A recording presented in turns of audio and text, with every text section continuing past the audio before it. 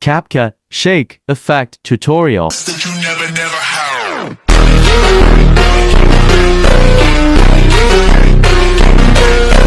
You want this. Follow my steps.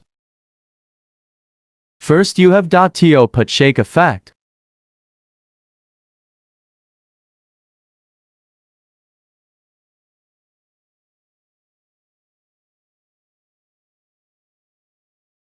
Set first pin, all 0.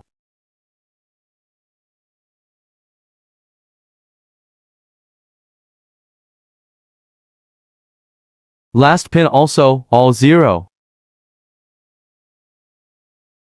Mid pin set, speed 25, intensity 75.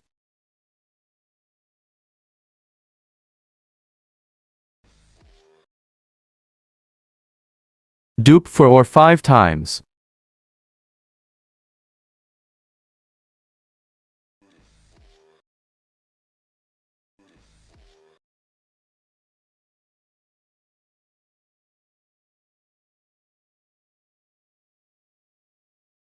Add shake and flashy, transition.